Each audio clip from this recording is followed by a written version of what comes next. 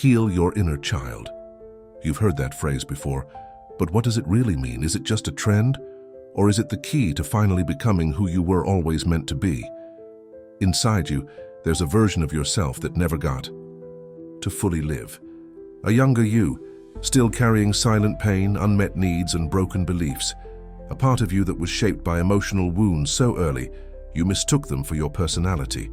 And yet, that part still speaks.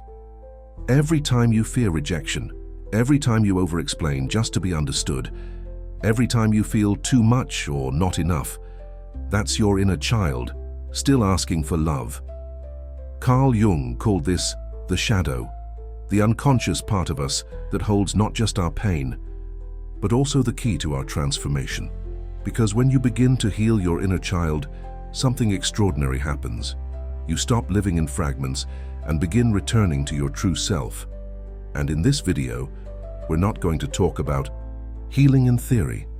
We're going to explore 3 powerful steps that open the door to deep inner peace, emotional freedom, and wholeness.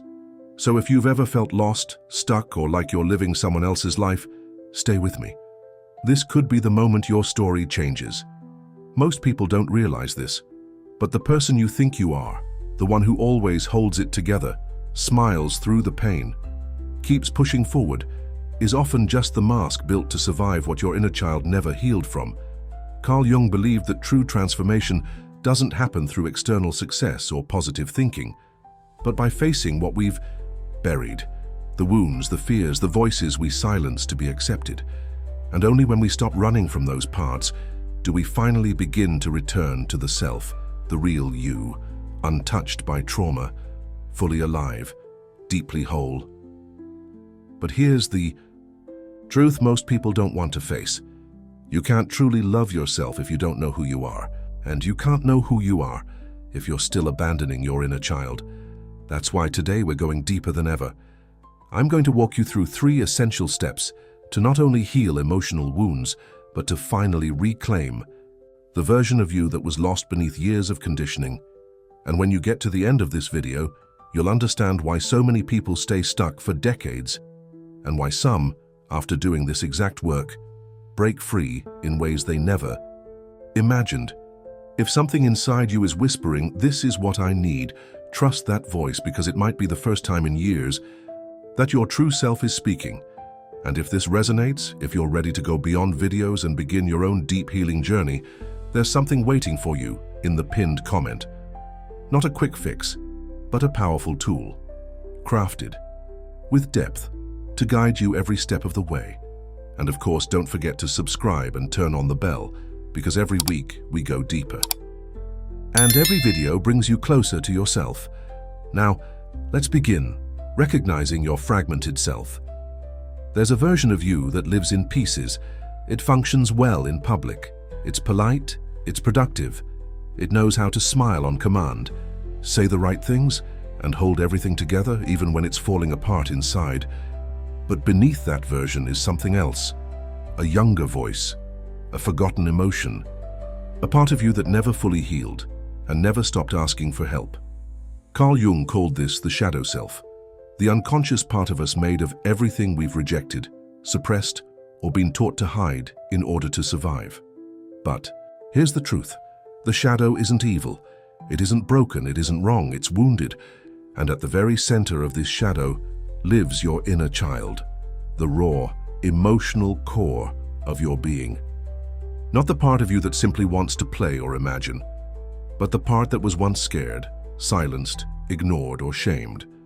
And until you meet this part of yourself with compassion, you'll keep searching for love in places that feel familiar, even when they hurt. That's why the first step in healing isn't about doing, it's about seeing. Seeing where you've been living in fragments, and realizing that what you thought was just who you are is often who you had to become in order to be accepted. Let's get honest. Do you feel responsible for everyone else's emotions? Struggle with boundaries because you fear being too much or not enough? Overthink conversations, afraid you said the wrong thing? Find yourself drawn to people who don't value you, and then blame yourself when they leave? These patterns don't come from weakness. They come from a core wound, a belief that you had to earn love rather than simply receive it. And unless we make the unconscious conscious, unless we recognize the places where our inner child still hurts, we end up living the same story over and over again, expecting a different ending. Shadow work begins by asking one of the most powerful questions Jung ever posed: what am I not seeing about myself? Because your emotional triggers aren't random. That deep feeling of abandonment when someone doesn't respond to your message, that rage when you feel misunderstood, that numbness when you're overwhelmed, those are echoes, not of the present but of your past.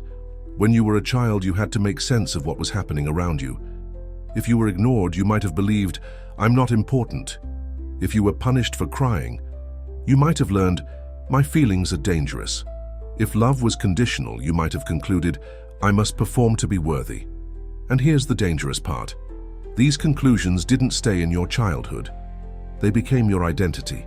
So as an adult, you might become the achiever who never rests, because rest feels unsafe, the peacemaker who avoids conflict, because confrontation feels like rejection, the overgiver who burns out, because saying no feels selfish, the withdrawn one, because vulnerability once led to pain. You're not broken, you're patterned, but patterns can be rewritten, and that's what this journey is about. To truly heal your inner child, you must first recognize that much of what you call normal is actually protective, not authentic. It's your nervous system still reacting to an emotional environment that no longer exists, but your body doesn't know that yet. So it stays on guard, replaying the same emotions, the same fears, the same narratives, even when you're trying to grow. That's why awareness alone isn't enough. You can't think your way into healing. You have to feel your way back to wholeness. Begin by tracking your emotional reactions, not judging them. Every time something hits harder than it should, stop and ask, what is this really about? Not, what's wrong with me? But, what is trying to be seen through me? This shift, from shame to curiosity, is where healing begins, because the part of you that overreacts is the part that wasn't protected. The part that sabotages is the part that wasn't nurtured. The part that withdraws is the part that wasn't safe. And when you meet these parts with gentleness instead of punishment, you begin to reunite what life split apart. That's not weakness, that's power. That's shadow integration. Carl Jung didn't teach healing as perfection. He taught it as integration. The goal is not to get rid of your pain, but to understand its origin, to sit with the forgotten parts of yourself long enough that they no longer have to scream to be acknowledged. And in doing so, you'll begin to sense something you may not have felt in years: wholeness. Not because everything is fixed, but because you've stopped abandoning the parts that were broken. And in that moment, something shifts. You begin to see that your reactions don't define you. They reflect what needs to be healed. You start to respond with presence instead of programming. You stop running and start returning to yourself, to your center, to the version of you that doesn't need to perform to be loved. And from that place, everything changes. Practicing conscious reparenting. Once you begin to recognize your fragmented self, a new question emerges. Now what? Awareness is powerful, but awareness without care becomes pressure. That's why the second step on this path is not about fixing yourself. It's about learning to care for yourself in the way no one ever taught you. This is the heart of conscious reparenting, the act of becoming the stable, nurturing presence your inner child never had. Carl Jung believed that the self is not found through external validation, but through the integration of all parts of the psyche, especially the wounded ones. And that integration begins with a shift in relationship, not just with others but with yourself. Most people grew up in environments where emotions were misunderstood, dismissed, or shamed. You were told, stop crying, you're too sensitive, you'll be fine. And over time you learn to bury your needs so you wouldn't be a burden. But needs don't disappear, they hide. And what hides hurts. Reparenting is the radical act of turning back inward and asking that buried child, what do you need now? Because chances are what you need today isn't a perfect solution. It's presence. It's someone to stay when you're overwhelmed. It's someone to say, I hear you, not get over it. And now that someone is you, let's be honest, this isn't easy. You've spent decades speaking to yourself with the voice of your past, the critical tone, the unreachable standards, the inner drill sergeant that believes love must be earned. But healing requires a new voice, a voice of reassurance, not rejection. So when shame arises, speak gently. It's okay. You're allowed to feel this. When anxiety grips you, pause and say, I'm here, you're safe, I've got you now. When old patterns try to take over, remind yourself, we don't have to survive like that anymore. This is what reparenting looks like. Not dramatic, not grand, but consistent. Because consistency is what heals. Think about it. What would a child need from a caregiver? Safety, predictability, warmth, affection, understanding. All the things many of us were denied, and not because we were unworthy, but because the people around us were wounded too.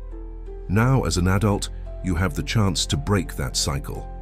Not by blaming the past, but by building a new future within yourself. Start with emotional validation. Most of our internal suffering doesn't come from the emotion itself. It comes from the judgment we place on it. We don't just feel sadness. We feel wrong for feeling sad. We don't just feel fear. We feel ashamed for not being stronger. Reparenting says, all of your feelings are allowed. None of them make you unlovable. That permission alone is healing. Then comes emotional regulation, learning to respond to discomfort with compassion instead of control. When a child is afraid, we don't tell them to stop crying and toughen up. We hold them, we soothe them. So why do we treat ourselves any differently? Simple practices can create profound shifts. Place your hand over your heart and say, I'm here with you. Breathe deeply and slowly when you feel triggered, like you would calm a scared child. Journal your emotions without editing. Let your inner child speak unfiltered. Create rituals of comfort, soft lighting, gentle music, a walk, in nature, or a warm drink during hard moments. These aren't luxuries. They are acts of emotional repair. Another essential piece is boundary setting, and this is where most inner child wounds scream the loudest. If you grew up having to please, perform, or stay silent to feel safe, boundaries feel terrifying. Saying no can feel like abandonment. Speaking up can feel like danger, but every time you honor your truth instead of betraying it for approval, you teach your inner child something new. You matter. Your needs count. I will protect you. This is where self-trust is born, because without self-trust, healing stalls. You'll still seek permission to feel, still look outward to know if you're enough, still chase love in places that require you to abandon yourself to receive it. But when you become your own anchor, when you consistently choose compassion over criticism, presence over pressure, you begin to rebuild the foundation your inner child always needed, and then something even more powerful happens. You stop waiting for others to rescue you, because you realize you were never broken, just unseen, and now you see yourself. This is the return to self.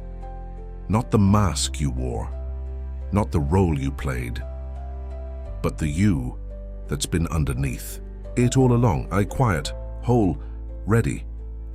Carl Jung once said, your visions will become clear only when you can look into your own heart. Who looks outside dreams, who looks inside awakes. And reparenting is how you wake up gently, truthfully, patiently. It's how you learn to say, I am no longer waiting to be saved. I am the one who stays. Awakening the true self. Through radical acceptance, most people live their entire lives never meeting who they truly are. They know their roles. They know what's expected of them. They know how to be what others need. The reliable one, the strong one, the quiet one, the achiever, the giver. But they don't know the self, because they've been too busy surviving to ever fully arrive. Carl Jung called the self the totality of the psyche, the wholeness that exists when the conscious mind embraces the unconscious parts. It is not your personality. It is not the version of you that adapts, impresses, or strives. The self is the silent center within, steady, sacred, and untouched by trauma. It's the place where you are no longer defined by your wounds or trapped by the identity they created. But to reach that place, there's a gate we must walk through, and that gate is called radical self-acceptance. This is not the kind of acceptance where you say, "I guess this is just who I am." No, radical acceptance is the act of seeing every part of yourself, the wounded, the messy, the reactive, the afraid, and saying, "Even this belongs." You stop trying. To heal so you can be lovable, and start loving yourself as you heal. This shift is everything, because healing becomes homecoming, not self-improvement. It becomes a return, not a chase. Imagine this. Instead of waking up and trying to be better, you wake up and meet yourself where you are, gently, honestly, fully. You stop comparing your journey to anyone else's because you know, this is my path, my pace, my process. That's the self speaking, not the ego, not the shadow, not the wounded child, but the wholeness beneath all of them. You see, the ego is loud. It wants to protect you, defend you, prove you. The shadow is quiet but powerful, influencing you from beneath. The inner child is sensitive, emotional, longing to be seen. And the self? The self listens to all of them, without judgment, without fear. Radical acceptance doesn't mean you stay in pain. It means you stop making pain a reason to hate yourself. It means when shame shows up, you no longer spiral. You pause, you breathe, you say, "I see you, I've been here before, but I'm not abandoning myself this time." It means when you fall into old habits, you don't punish yourself. You say, "This is a pattern, not a failure. I'm learning." It means when someone triggers you, you no longer blame them or yourself. You say, "Thank you for revealing where I still need to heal." This is maturity. This is integration. This is what Jung called individuation. The process of becoming whole, not by becoming perfect, but by becoming real. You stop chasing happiness and start cultivating peace. And that peace doesn't depend on approval, status, or being understood. It comes from within, because you finally understand yourself. One of the biggest signs that your self is awakening is this. You no longer fight your emotions. You welcome them as teachers. Anger, not a sign of failure, a signal that something matters. Sadness, not weakness, a call for tenderness. Fear, not an enemy, a chance to slow down and listen. And instead of trying to become someone else, you begin to remember who you were before the world told you who to be. The mask falls. The armor softens, the need to prove dissolves, and what's left is truth. It's in that truth that your inner child finally feels safe, because what they've always wanted wasn't perfection. It was presence, someone to stay, someone to listen, someone to say, "You don't have to earn love anymore, you already are it." And from this place, your relationships change. You stop trying to fix others and start honoring your own boundaries. You stop performing for love and start receiving it in its purest form through connection, not control. You begin to live differently, not because you've become someone else, but because you've finally come back to who you were meant to be. That's the power of radical self-acceptance. It doesn't erase pain. It transforms your relationship with it. It allows you to walk through life whole, even when you feel broken. It teaches you that peace is not the absence of struggle, but the presence of self-compassion in the midst of it. And that's where real healing lives. Carl Jung taught that wholeness is not something we achieve, it is something we remember, something we return to over and over, until it becomes the place we live from, not the place we visit when everything falls apart. So take a breath. You've made it this far. You're not behind. You're awakening. You're learning to hold space for all of you, not just the polished parts, and in that space the true self rises. You don't have to be perfect. You just have to be present. That's where your power is, that's where your peace is, that's where you are. You've just walked through something most people spend a lifetime avoiding. You didn't look away. You didn't minimize your pain. You stayed. And that alone is healing. Because the moment you choose to face what's hidden inside you, the hurt, the fear, the forgotten voice, you begin to rewrite the story you've been unconsciously living. This isn't the end. It's the beginning. The beginning of a life where you no longer abandon yourself to be loved, where your value isn't measured by how much you give or how little you need, where your peace doesn't depend on being perfect, but on being present. You're not broken, you're returning, piece by piece, truth by truth, back to the self that was never lost, only waiting for you to come home.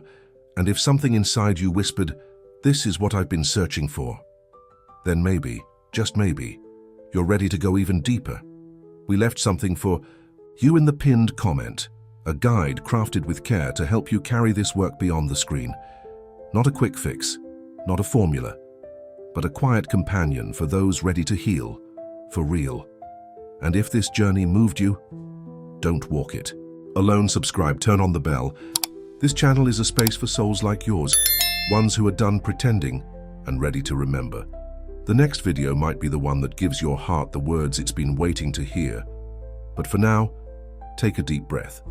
Place your hand on your heart and say to yourself, "I am safe, I am worthy, I am home," because you are.